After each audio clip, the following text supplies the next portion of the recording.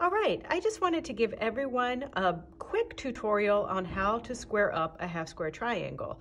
Sometimes you can use products like triangles on a roll or thangles, or you can draw a line down the square of your material and sew on either side. But sometimes when you're trying to make something that's really fussy and an odd size, it's easier to actually make the half square triangle larger and then trim it down at the end. So that's what we're going to be doing.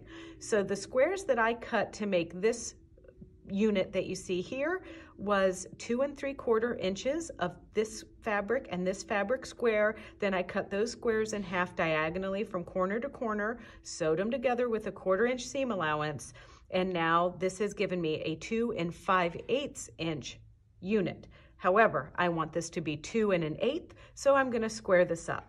And this is the method that I do. So I get like a smaller square ruler that has a nice diagonal line on it. And then I get a nice cutting mat and table that I can see what I'm doing. So first I'm going to line this up, just getting one side perfectly square. And I'm using this diagonal line here, which is a 45-degree angle.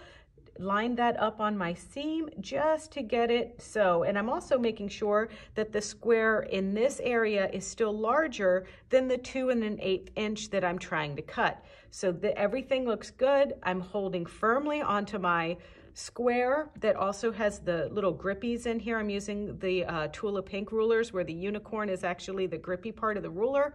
And now I'm going to cut, and I'm cutting one side and then I'm cutting over on the other side.